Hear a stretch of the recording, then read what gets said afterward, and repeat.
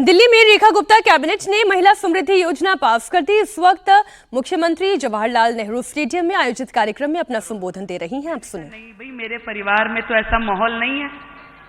मेरी बिटिया भी बहुत छोटी है, मैं कैसे काम करूंगी। ये भारतीय जनता पार्टी ही है जो उस लड़की को घर से निकाल करके लाई और समाज के काम में जोड़ा और संगठन में दायित्व दिया। प्रदेश मंत्री, फिर राष्ट्रीय मंत्री युवा मोर्चा, फिर महिला मोर्चा, फिर जिले की मेन पार्टी की अध्यक्ष रही, फिर प्रांत की महामंत्री, फिर महिला मोर्चा। न जाने कितने ही दायित्वों पे मैंने इस 30 साल में काम किया। उतार चढ़ाव भी बहुत आए, पर मैंने ये जाना कि इससे बेहतर एक महिला को मंच और संगठन नहीं मिल सकता जो भारतीय जनता पार्टी हमें देती है।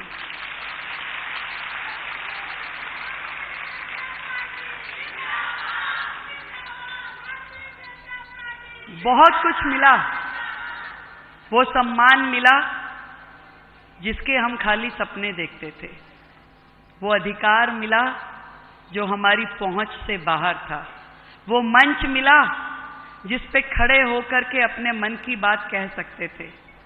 और जब चुनाव लड़ते लड़ते यहां तक पहुंची तो वो सोच और वो समझ मिली जिसके कारण से देश हित के काम कर सकती थी। आज बहुत भावुक हूं अध्यक्ष जी मैं इस मंच से। जब काम करते रहे ना, मैं अपनी सब बहनों की स्थिति बताती हूं।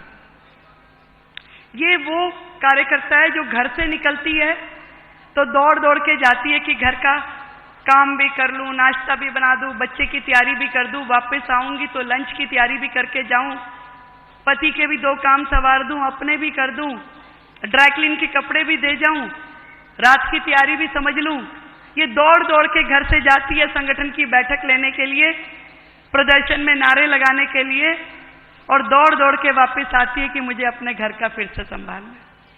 जब घर से निकलती है तो शायद सास, पति, बच्चे कहते हैं मम्मा आपको यही काम है, आप तो यही करती हो।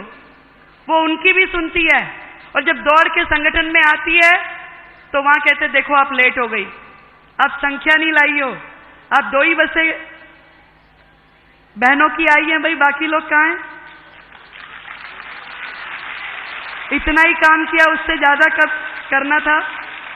तो ये वहां भी सुनती है। और फिर जब चुनाव का टाइम आता था तो पता चलता था टिकट किसी और को मिल गई।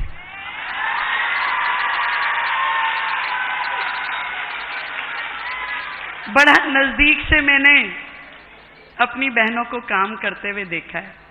अपेक्षाएं तो बहुत सारी होती थी, पर तकलीफ समझने वाला कोई कोई होता था। जैसे जैसे संगठन में काम करती गई तो मुझे पता चला कि भी ये परिवार बहुत बड़ा है, बहुत सारी जिम्मेवारियां निभानी होती है। अपेक्षाएं तो बहुत सारी होती हैं, पर एक जज्बा यदि दिल में हम लेके चलते हैं कि नहीं हमें काम करना है, तो धीरे धीरे मंजिलें मिलती जाती है। बहुत नजदीक से मैंने तब समझा, यहाँ पे मंच पे बैठी मेरी एक एक बहन की एक एक कहानी है। मुझे ध्यान है जब संगीता यादव को चोरा चोरी से टिकट नहीं मिली तो उसकी आंखों में आंसू थे। राष्ट्रीय अध्यक्ष जी को बोला कि मैं तो विधायक थी, मुझे टिकट नहीं मिली, गठबंधन में सीट चली गई। तो मैंने देखा कि कैसे पार्टी ने उनकी चिंता करी और उनको राज्यसभा दे दी, विधायक से हटा के राज्यसभा दे दी।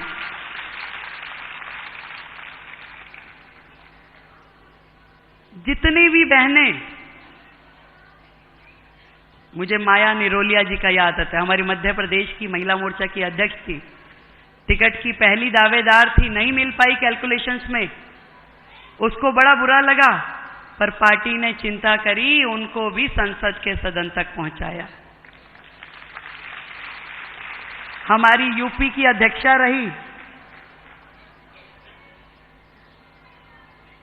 और जब उनको टिकट नहीं मिली तो उनको भी इसी तरीके से आगे बढ़ाया। एक एक बहन का अपना एक वो है, दायित्व देना, पद देना। कोई एमएलए बनी, कोई निगम पार्षद बनी, कोई सरपंच बनी, कोई सांसद बनी, कोई राज्यसभा से जुड़ी और अब कोई मुख्यमंत्री भी बना दी।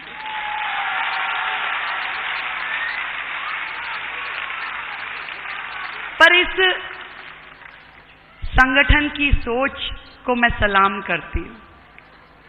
कुछ लोग, कुछ सरकारें केवल बातें करते थे, महिला अधिकार, महिला सम्मान, पर उन्होंने कभी कुछ किया नहीं। कभी महिला, मैंने वो भी समय देखा है जब आदरणीय इंदिरा गांधी जी प्रधानमंत्री होती थी, परंतु उनकी कैबिनेट में किसी दूसरी महिला का स्थान नहीं था। उनकी पार्टी में कोई महिला कभी उभर नहीं पाई। बाकी संगठनों में भी ये जो आम आदमी पार्टी सरकार के लोग कहते हैं, इन्होंने अपनी ही सांसद को घर बुला के उसका अपमान किया, उसके साथ बुरा व्यवहार किया, और न जाने ऐसे कितने ही किस्से हैं जो अलग अलग संगठनों के हमने सुने हैं। पर एकमात्र संगठन, एकमात्र पार्टी मैंने देखी जो कहा, जो सोचा वो करके दिखाया। ना केवल वुमेन लेड डेवलपमेंट की बात करी, बल्कि वुमेन लेड गवर्नमेंट के वाक्य को यथार्थ में परिवर्तित किया। और वो भी केवल सिंबॉलिक नहीं, क्योंकि पहले तो महिलाओं के लिए 4 ही काम सही समझे जाते थे। या तो स्वागत करा लो, तिलक लगा दो, दूसरा रजिस्ट्रेशन करा दो, रंगोली बना लो, नहीं, इससे ज्यादा काम के लायक महिलाओं को समझा नहीं जाता था। पर आज हमारा नेतृत्व, हमारी पार्टी ने वो कर दिखाया कि सिंबॉलिक नहीं, आज देश का बजट यदि निर्मला सीतारमण पढ़ेगी तो दिल्ली का बजट रेखा गुप्ता पढ़ेगी। ये देन है हमारे मोदी जी की, जो केवल कहते नहीं है, करके दिखाते हैं। यदि उन्होंने बेटी के सम्मान की बात की है तो उन्होंने दे के दिखाया, उसे सम्मान सिंबॉलिक नहीं किया, उसको असल में अधिकार दिए, उसे असल में मौका दिया कि जाओ और जा करके अपनी भूमिका निभाओ और इस समाज के लिए करके दिखाओ। मैं अपने आप को सौभाग्यशाली मानती हूं कि आज देश की आधी आबादी, उन बेटियों को, उन बहनों को रिप्रेजेंट करने का मुझे मौका मिला। और इतनी बड़ी जिम्मेदारी जो आदरणीय मोदी जी ने, आदरणीय नड्डा जी ने मुझे दी है, मैं आप सबके माध्यम से सब बहनों की ओर से उनका धन्यवाद करना चाहती हूं। और ये विश्वास दिलाती हूं कि आपने जो भरोसा हम बहनों के लिए किया, उस भरोसे को निभाएंगे हम। जो मेहनत, जो निष्ठा, जो समर्पण की अपेक्षा आपको हमसे है, वो करके दिखाएंगे हम।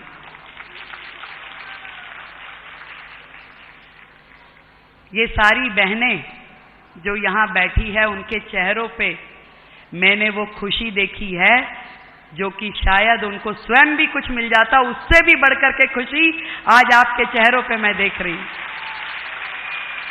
और जिस दिन से घोषणा हुई है अध्यक्ष जी, उस दिन से देश भर से जो संदेश मुझे मिल रहे हैं, देश भर की बहनों में जो उत्साह है, वो कमाल है। जहां जाती हूं, बहनें खुशी के मारे समझो कि पागल हुई जा रही। आज पूरे राज्य से, एनसीआर से, देश भर से बहनें सुबह सवेरे 6 बजे से घर आ जाती हैं। भाई क्यों आई हो? केवल बधाई देनी है। मेरा मन बड़ा प्रसन्न हुआ कि एक महिला को इतनी बड़ी जिम्मेदारी मिली है, वो ये खुशी में आ रही है। इतना सम्मान आपने महिलाओं का बढ़ा दिया कि मैं आपको किन शब्दों में धन्यवाद करूं। आज देश के, मतलब नॉर्थ से लेके साउथ तक और गुजरात से लेके नॉर्थ ईस्ट तक की बहनें मुझे बधाई दे रही हैं। अत्यंत प्रसन्नता। किसी भी फील्ड की कोई बहन है, रिपोर्टर्स मिलती हैं तो वो कहती है भी मजा आ गया, नेता मिलती है तो वो कहती है बड़ी खुशी हुई, प्रोफेशनल्स मिलती है तो वो कहती है हमें बड़ा अच्छा लगा। इतना बड़ा निर्णय लेने का साहस यदि कोई कर सकता था तो वो केवल और केवल भारतीय जनता पार्टी का।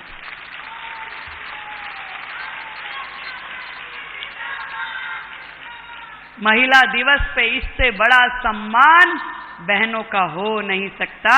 एक बार जोरदार तालियां पूरा सदन बजाए।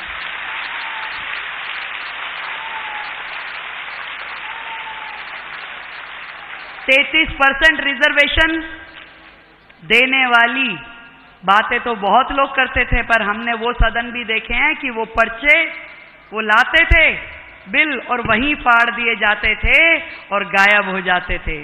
सालों में नहीं हुआ। एकमात्र पार्टी, एकमात्र नेता जिसने हमें 33% रिजर्वेशन देके सम्मान दिया वो केवल नरेंद्र मोदी है।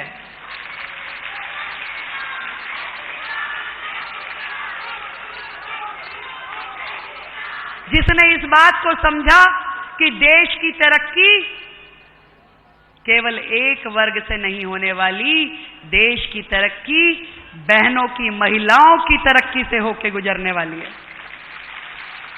मैं आज मुख्यमंत्री के नाते जब इस मंच पे खड़ी हूं तो मैं जरूर बताना चाहूंगी कि आदरणीय नरेंद्र मोदी जी जिस एजेंडा को बहनों के सम्मान में देश में चला रहे हैं, उसी तरीके से हम दिल्ली में भी अपनी बहनों को सशक्त करने के लिए उनके स्वास्थ्य की, उनकी शिक्षा की, उनकी सुरक्षा की और उनकी समृद्धि के लिए हर वो काम करने वाले हैं जिसका वायदा हमने किया है।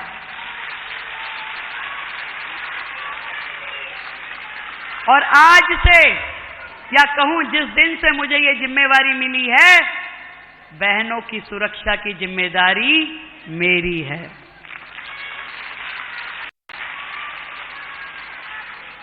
केंद्र सरकार के साथ डबल इंजन की सरकार के रूप में हर वो काम करने की प्लानिंग हो चुकी है जो कि दिल्ली को और अधिक सुरक्षित और अधिक समृद्ध बनाने वाली है। चाहे वो स्वास्थ्य की दिशा में हो, चाहे शिक्षा की दिशा में हो, या जो योजनाएं हमने कही है। सुरक्षा की दृष्टि से जरूर बताना चाहूंगी कि पिछले 15 दिन में हमारी सरकार ने दिल्ली में अनेकों उन कामों की, योजनाओं पे चर्चा करी जो दिल्ली की बहनों की सुरक्षा के लिए बहुत जरूरी थे। उसमें चाहे सीसीटीवी कैमरों की संख्या बढ़ाने की बात थी, चाहे हमारी जो पीसीआर हैं उनको महिलाओं के साथ जोड़ते हुए महिला कांस्टेबल उसमें रहे, और पिंक पीसीआर और पिंक पुलिस स्टेशन की संख्या बढ़ाने के लिए दिल्ली में काम किया जाएगा। वन स्टॉप सेंटर, जहां पे कोई महिला यदि प्रताड़ित हो, परेशान हो, उसको जिस भी प्रकार की लीगल या असिस्टेंस जो चाहिए हो, इसके लिए दिल्ली के हर जिले में वन स्टॉप सेंटर्स का निर्माण किया जाएगा। पब्लिक टॉयलेट, जिसके लिए मोदी जी ने देश भर में इतनी बड़ी मुहिम चलाई, पर दिल्ली उससे महरूम रही। अब दिल्ली में भी हर जगह जहां जहां इस सुविधा की जरूरत है, पिंक टॉयलेट का निर्माण किया जाएगा। हर वो वादा जो हमने दिल्ली की बहनों से किया है उसे पूरा करेंगे, और उस वायदे का जिक्र मैं आपको करती रहूंगी। अब केवल क्योंकि हम राष्ट्रीय अध्यक्ष जी को भी सुनेंगे, मैं आप सबको धन्यवाद करते हुए अपनी सब बहनों का इतना प्यार, इतना स्नेह जो मुझे इस 30 वर्ष के अपने कार्यकाल में मिला, हमारे नेतृत्व का जो आशीर्वाद मिला, मेरी वानथी दीदी का जो मुझे साथ मिला। मैंने 5 राष्ट्रीय अध्यक्षों के साथ काम किया दीदी, किरण महेश्वरी जी के साथ, उसके बाद माननीय स्मृति ईरानी जी के साथ, सरोज पांडे जी के साथ, विजया ताई के साथ में, और आपके साथ। मैं बताऊं, ऐसा संगठन और ऐसा नेतृत्व मैंने देखा नहीं जहां एक एक हमारी राष्ट्रीय अध्यक्ष ने सैकड़ों बहनों को इस राजनीतिक फील्ड में खड़ा किया, उन्हें संबल दिया, उन्हें आगे बढ़ाया। एक बार जोरदार तालियां हमारे इस महिला मोर्चा के राष्ट्रीय नेतृत्व को और आदरणीय मानसी दीदी को। जब यूपी में चुनाव था और आपने पहली बार इतने बड़े स्तर पे महिला विस्तारकों की योजना बनाई, तो मैं आज आपको याद दिलाती हूं कि उस समय 8 इसमें कोई दो राय नहीं है। महिलाओं को नेतृत्व देना, महिला आरक्षण बिल को लेकर आना, उसे पास करवाना, अब महिला समृद्धि की योजना को लागू करना, लखपति दीदी बनाना, बीजेपी हर्षवर्धन जी बहुत सोच समझकर नीति निर्धारित करने के साथ साथ आगे बढ़ रही है कि महिला को सबल करना और उसके साथ साथ पार्टी की ताकत को बढ़ाना। नहीं, देखिए, मुझे लगता है कि भारतीय जनता पार्टी में पहले दिन से ये बहुत आसान था। आसान क्यों था? क्योंकि यहाँ की राजनीति में कोई एक परिवार, कोई एक नेता उसके हिसाब से राजनीति नहीं करनी थी। मुश्किल क्यों था? मुश्किल इसलिए था कि आपके ऊपर इस तरह के एक कहें कि आक्षेप थे, आपकी एक छवि थी कि बहुत रूढ़िवादी पार्टी है, पार्टी ऐसी है जो संगठन राष्ट्रीय स्वयंसेवक संघ है उसमें महिलाएं पीछे रहती हैं।